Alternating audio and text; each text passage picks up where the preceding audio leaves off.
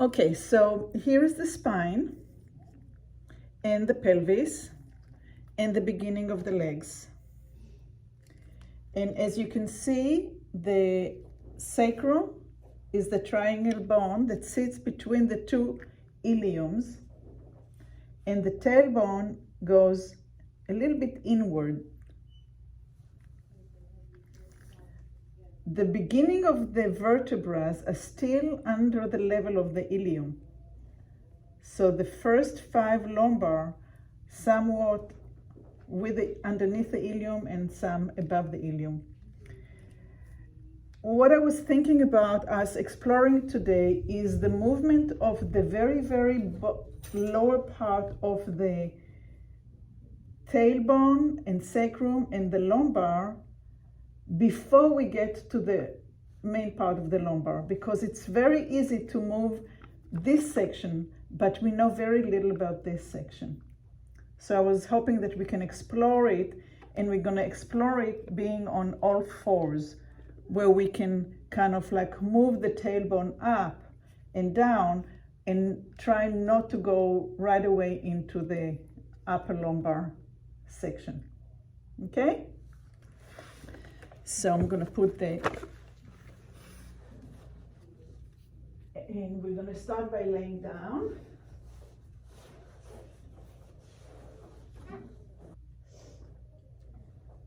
Get acquainted with the way that we're laying down on the floor this morning.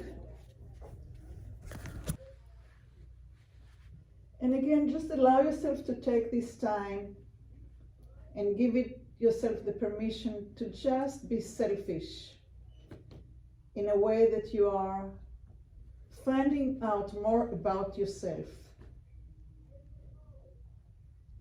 And not even being right or wrong, not needing to do better, just exploration. And once we allow expectation to move out of the way and we explore like little kids, then we're opening up possibility for maybe something new to emerge. Or maybe even not new, something that maybe you knew and we forgot. And we'll start by lengthening the right leg and lengthening the left leg out of the pelvis, so the knee does not bend. Each leg is lengthening out of the hip socket and returning into the hip socket. So the heel is moving away from the hip and getting closer to the hip. And the pelvis itself is moving up and down because of the leg that's coming in pushes the hip up, and the leg that's moving out pulls the hip down.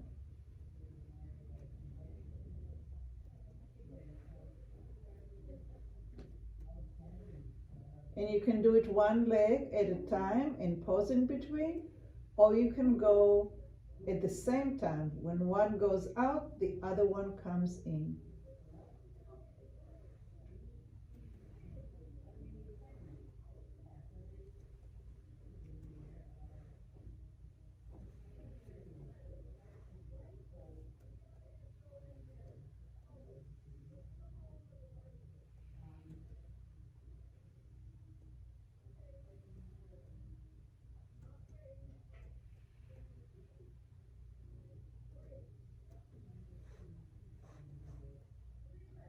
And rest in the middle and let it all go.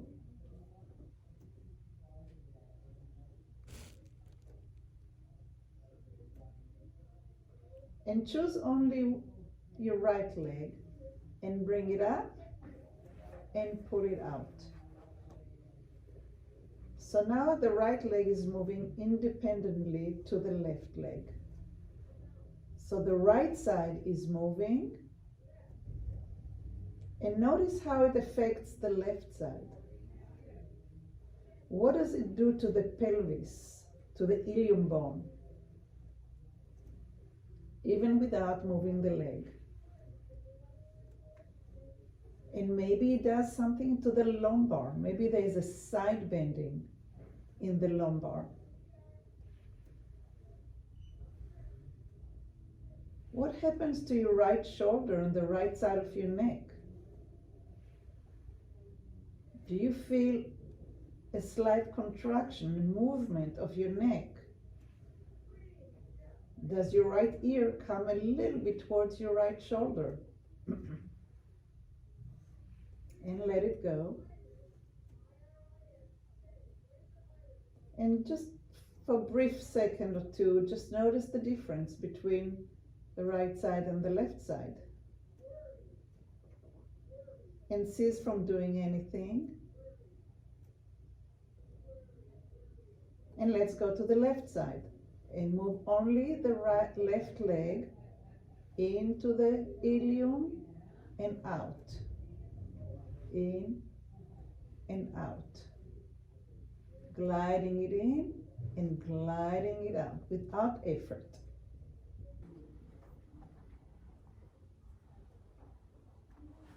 And see if when you move the left leg in and out, gliding it, if it affects your left side of your neck.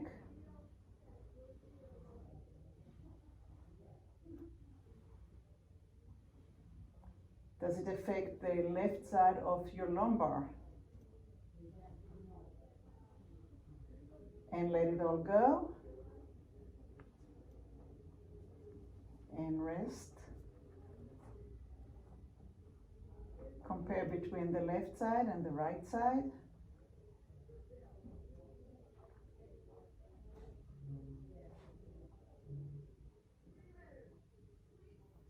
Notice if you have any weight on your heels. What kind of weight do you have on your sacrum? Can you feel more one side of the sacrum touching the floor more than the other side? Do you feel one shoulder touching the floor more than the other side? Do you feel your head touching the floor more on one side than the other side?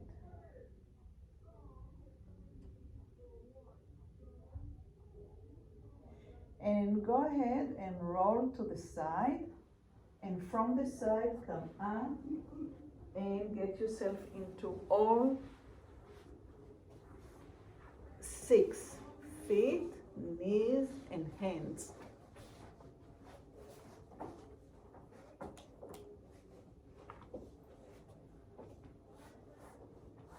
Go ahead and flatten your toes on the floor. And find where to put your hands so they are supported underneath your shoulders. Kind of vertical underneath your shoulders. The elbows are not locked and not bent. They're soft.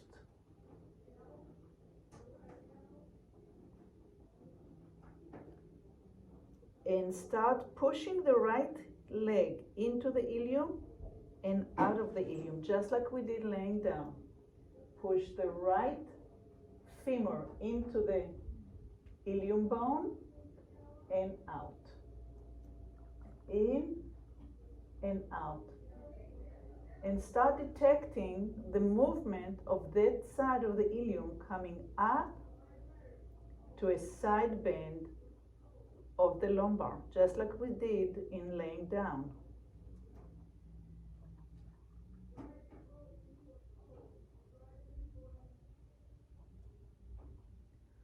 So both knees are on the floor, both feet are quiet, hands are vertical, supporting your upper body, and the leg, the thigh bone, the femur is going into the ilium bone and out. And if you feel the side bending, allow your eyes to go down a little bit, your ear to go down a little bit towards your shoulder. and help the leg that's coming up with the head coming down. How much is up to you. Play with it.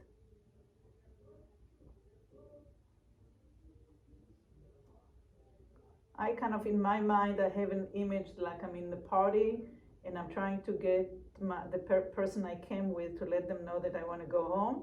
And I'm like a tiny little wink, like a little, okay, time to go. So the movement of the head is not, it's kind of reflection of what's happening from the bottom up.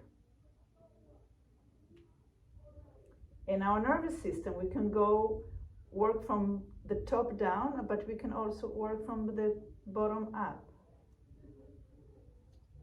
So you're pushing your femur into your I'm not pushing anything. I'm gliding the femur into the ilium, but yes, but without the word pushing.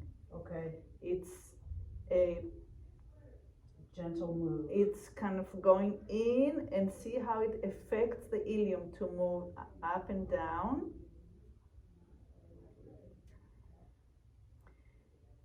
And as you're doing it more and more, get in touch with the synovial fluid that's in the joint inside your hip and see if you can really glide the roundness of the femur bone in that socket and get it smoother and smoother, so it kind of rolls around the synovial fluid. It's like you're in a swimming pool. That's nice. The water is a little bit thicker than regular water, and you can just glide the bone.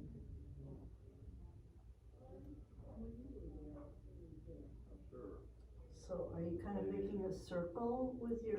Yes, it does, exactly. It creates like a circle in the joint. Okay. But the pelvis bone goes up and down on the side. It's a lateral bend. It's like an accordion. And go ahead and rest in any way you want. You can rest in a child's pose in yoga, or you can go down to your side, or you can sit. Just rest any way that is comfortable for you. Rest your elbows, rest your wrist.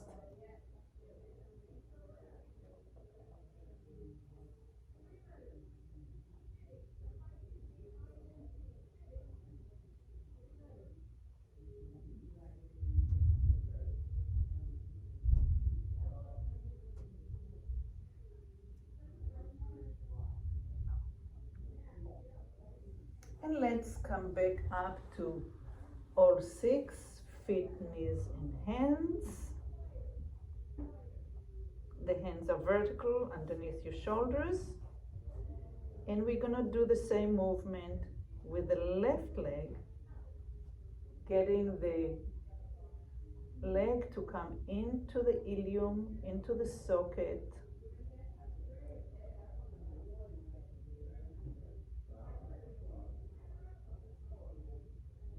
You visualize the roundness of the socket.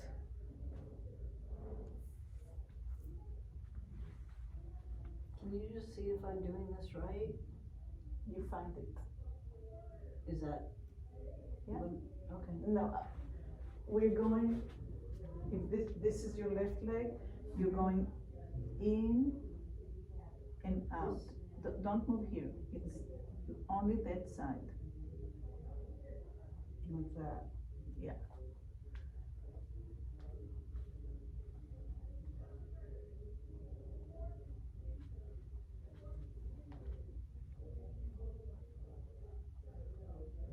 Try to do it way slower and way smoother. In and out. So it goes in, kind of half a circle, inside and out.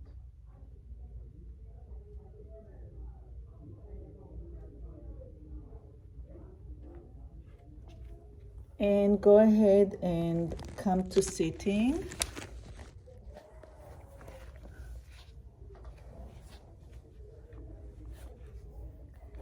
So we are in all four, and this is the bone. And as we bring the leg in, this bone is actually rotating in the acetabulum, in the joint here. And this hip comes up, and the lumbar is coming down towards it a little bit. Can you visualize it?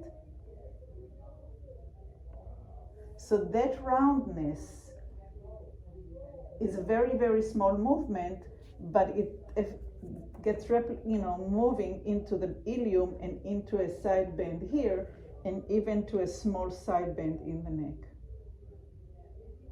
Okay? So now we're going to go back into our all fours.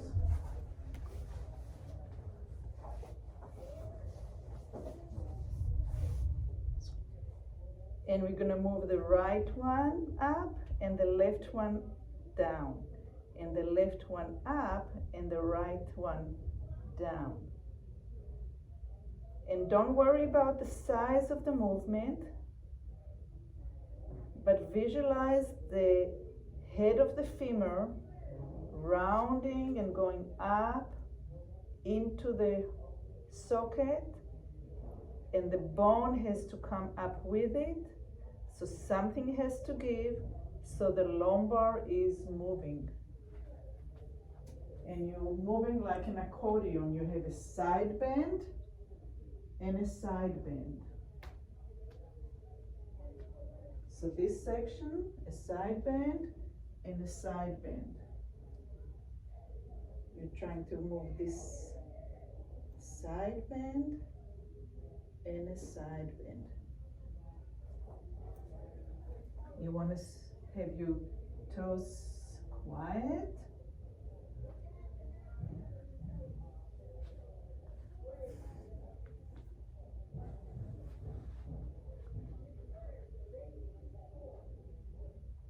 And as you're doing it, whether your eyes are open or closed, can you see that your eyes are making a little arc on the floor, moving from your right hand to your left hand and arcing in the middle?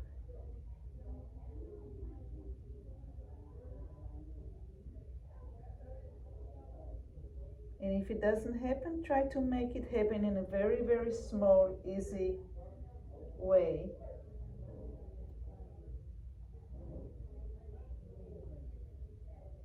Again, like you're hinting.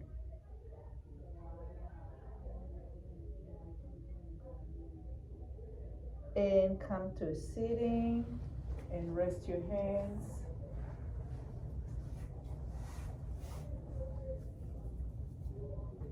So it's a little bit like, just a little bit and a little bit like that. Right. Okay. Right, and what the only thing, because those are bones and they're connecting to one another, what gives is the lumbar. Mm-hmm. So we have a side bend. Mm-hmm. Does it hurt your wrists? Yeah, So then, in my neck too. I'm getting like cramping here. I don't know. It's okay. The resting between helps.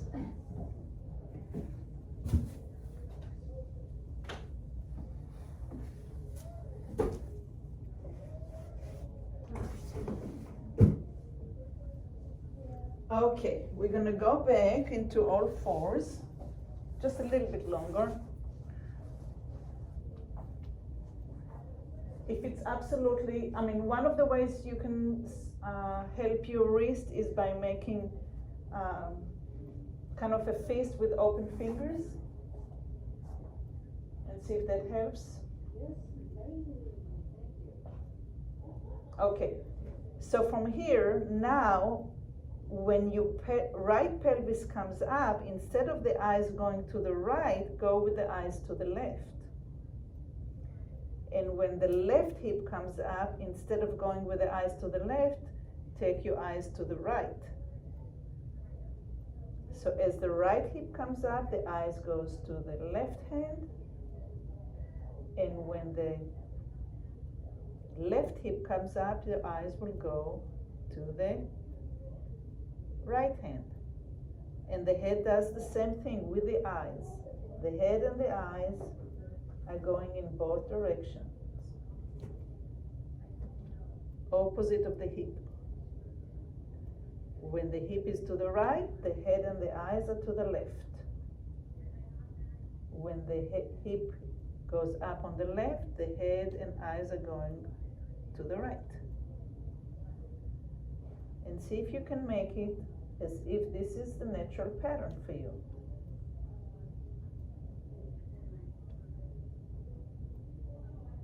You're creating a choreography for the next time you go dancing in the bar.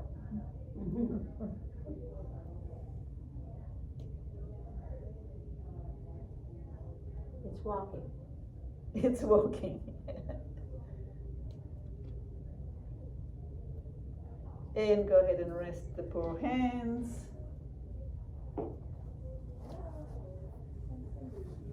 And the beauty about differentiation, moving the eyes in opposite direction, that the head is moving, that the shoulders is moving, that the hip is moving. You know, all this differentiation is just allowing the brain to have more possibilities. So, you know, a baby, when they look at their hands and they move and they start turning, they're exploring. Nobody teaches them. They try and try and try and try and try, and with a lot of curiosity. It's not, oh my God, I failed, right? There's just this, and if we can kind of like remember that curiosity and be happy and smiling about it, then the language, the movement language, is just opening up. So, shake your hands, because now we're going to take the eyes with the hip and the head will go in the other direction. So, find yourself a good place. This is the last time like this. No, not the last time, but last time for now. So the hip and the eyes will go in one direction, but the head will go in the opposite direction. And that's a very unusual way to do things. So take your time. Take the hip to the left, the head to the right, and the eyes to the left. Take the hip to the right, the head to the left, and the eyes to the right. So the eyes and the hip are partners, and the head is not the partner.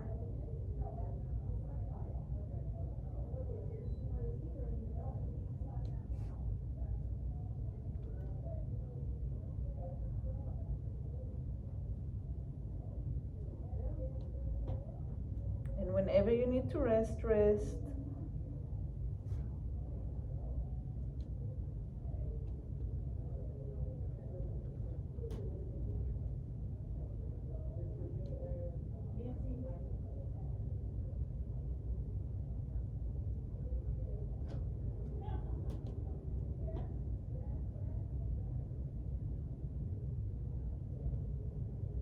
And rest on your back. Go ahead and lie down. Put your knees on the, no. Put your knees, On top of it? yeah.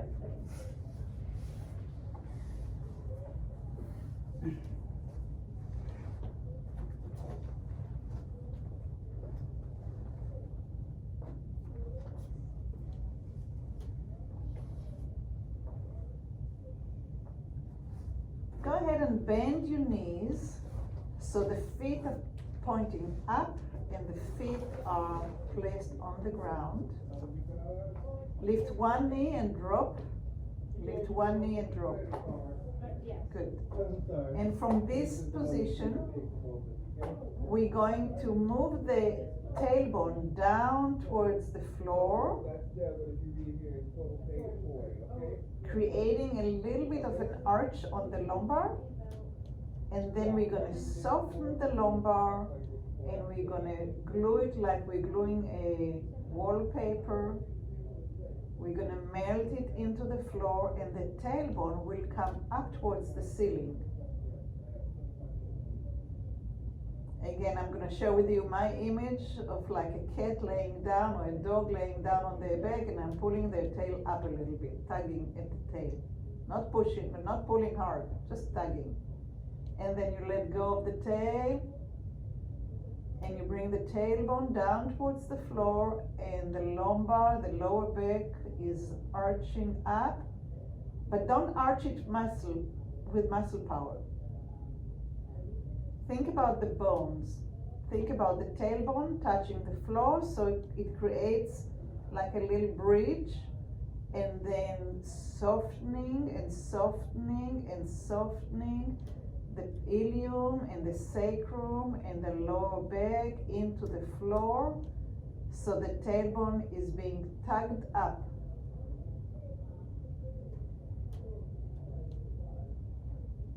And can you make that movement from the tailbone to the lower back as smooth, as soft, as if you're laying on the water in the swimming pool? Actually, I think it would be better if you can be feet in the room. So you're just lifting your tailbone up and down? You're lifting your tailbone while you're softening your lumbar, and then you're slowly lowering the lumbar, the tailbone down and down and down and down and down and down and down until you have like an arch in your lower back. Okay. And then as you shift back, the tailbone is starting to come off the floor, and the sacrum is slowly melting into the floor, and the lumbar is melting into the floor. And see how far it feels good for you to come up. I'm going to move your foot just itsy bitsy so you have a little bit more strength on this side.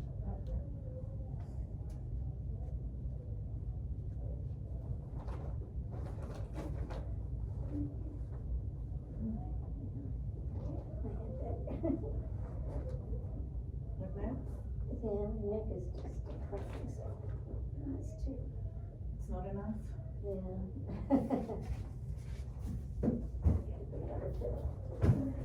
Ah, okay.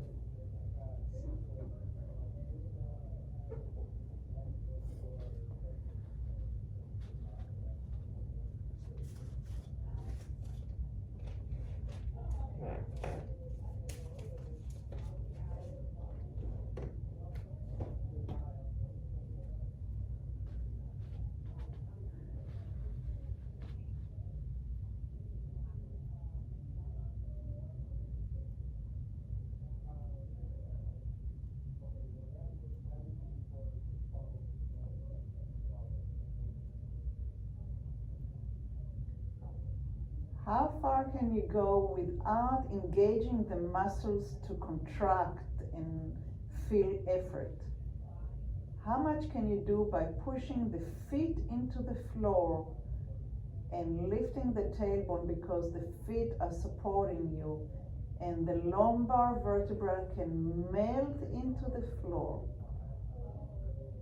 You can always use muscles. You know how to use muscle effort. That's not a big thing. We all use it all the time, and many times we get so used to using too much effort that we get stuck in the tension and we don't know how to relax. So let's take the time to allow that softness and let the bone melt, and the muscle just support that shift, the transition from the tailbone to the lumbar. And which side of your lumbar is actually moving more, and which side is kind of sleepy and lagging behind? See if you can use the opposite foot to create a little bit more liveliness in that side of your lumbar.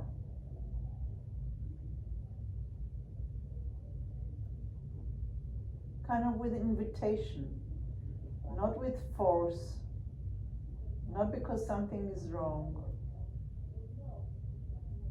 And now that you try the opposite foot, try the same foot and see how that affects that side of your lumbar that's maybe not as quite active as the other one.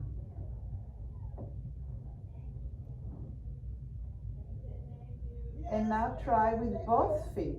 Press both feet into the floor to transfer the weight. and invite both sides of your lumbar and soften up. Less and less muscles and more bones.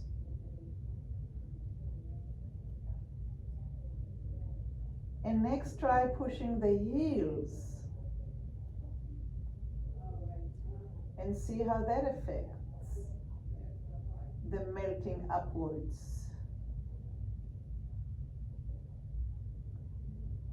And let go. And next, push the metatarsals and see how that affects the transfer of weight.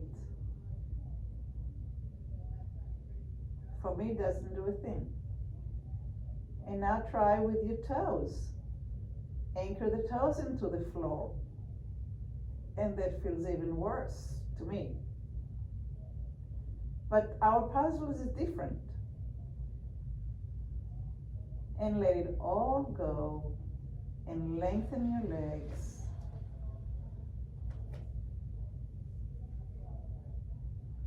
And breathe into your pelvis, regardless that the lungs don't reach down all the way, only to the lower ribs. In your mind's eye, breathe into the pelvis space, around your bladder, around your uterus, around your digestive system, inside the ilium bones. Wrap your breath around the muscles, the transverse abdominalis that goes from side to side, the psoas that goes for the lumbar into the legs, the diagonal muscles on the sides, the muscles that wrap inside the ilium, the iliacus. And vitalize the inside of your pelvic area with your breath in your mind's eye.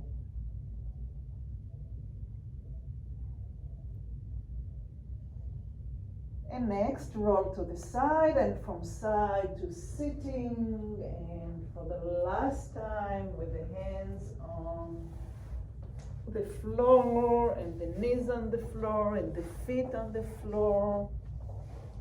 In a beautiful sixth position.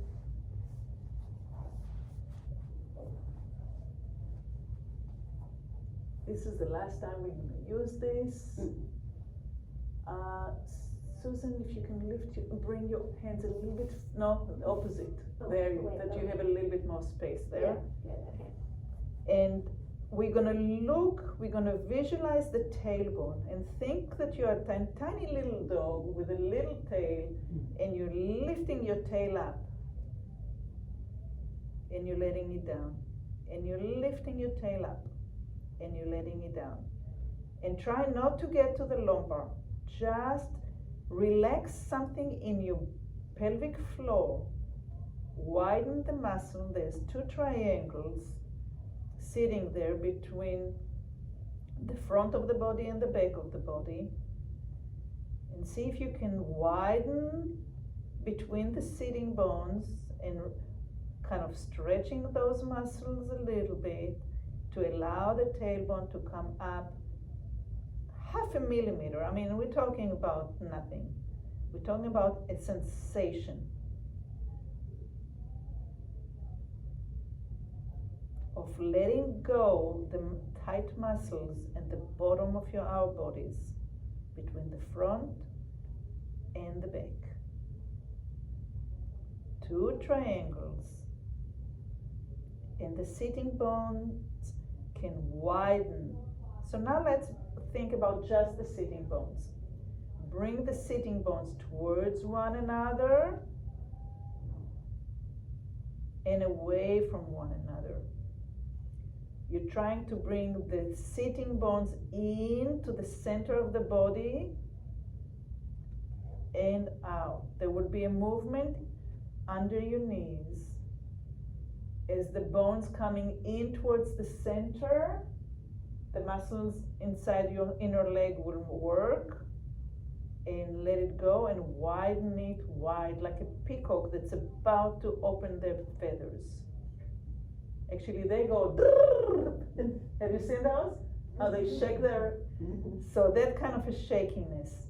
And so as you come in, the two sitting bones are coming in and in and in. Use the muscles. Use the muscle. Tighten them. And now let go.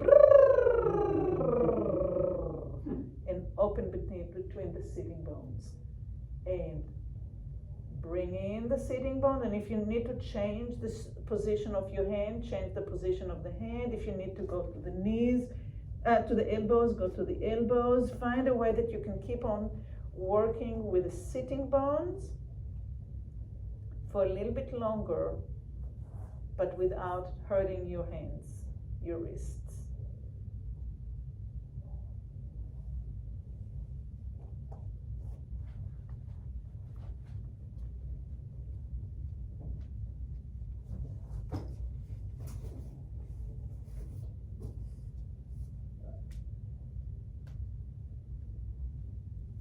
So you're coming in, and then widening.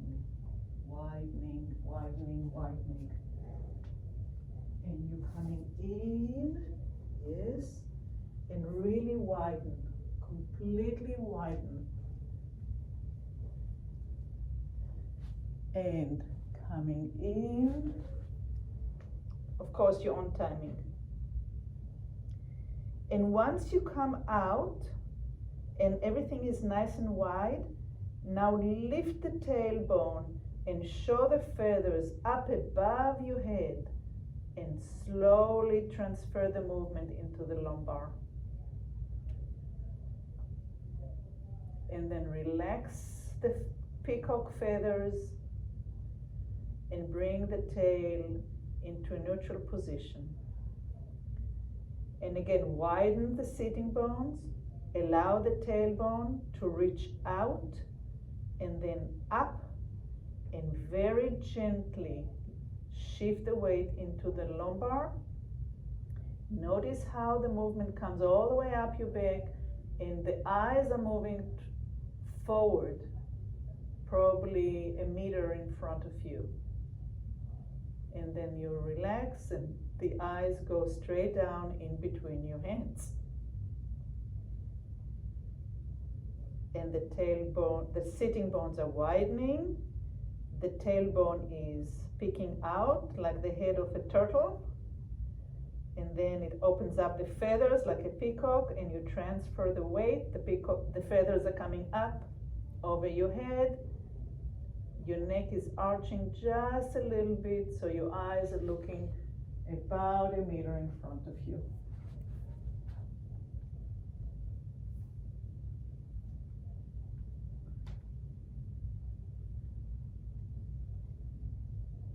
And see if you can transfer the weight all the way through. As small as it is,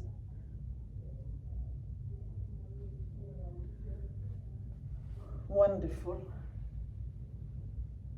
And then slowly come out of the position and come down to laying down.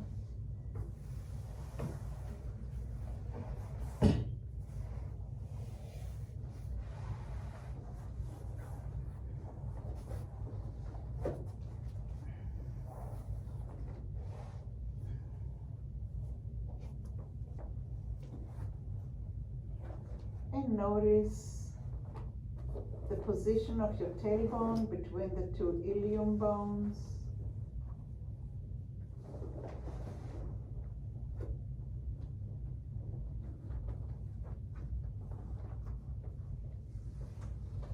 Notice your breath, and does it reach your pelvic area? And allow the breath to come in all the way, expanding your belly forward and up towards the ceiling. And when you exhale, relaxing your belly down and towards the iliums. And don't force the breath, just allow it to stream in and allow the pelvis to widen up with breath like a balloon, forward and back and down and to the side and up. And when you exhale, the balloon is getting smaller and smaller and smaller. And when you inhale, the balloon is filling up in all directions, reaching into the ribs, reaching into the chest, down towards the legs, backwards to the floor, forward to the ceiling, and when you exhale, the balloon is deflating from everywhere. And one more time, get the balloon filled up.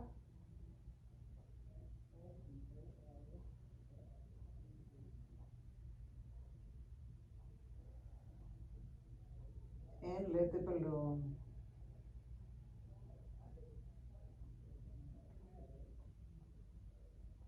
empty. And go ahead and roll to a side, and from the side to sitting, and from a sitting to a standing.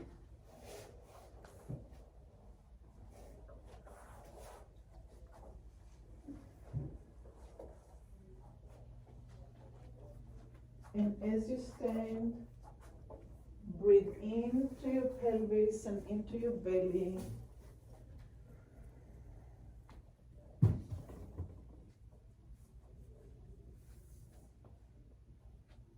And exhale. And put your hands on your hips. And again, just widen up the sitting bones and allow the tailbone to reach down and back and out until you feel the lumbar arching. When you do that, your bladder is sitting on your pubis bone. So go ahead and take one hand and put it right at the edge of the pubis bone. This is where the bladder is. And now allow the tailbone to come down and feel how the bladder is coming up. But what we're taught at least when I was a kid, when we were taught to look good, we pushed in. We tucked the tailbone down and we pulled to have a flat abdomen. And that puts a pressure that is very unhealthy for us. So again, release the sitting bones. Allow the tailbone to reach down and back a little bit so the bladder can sit on the pubis bone.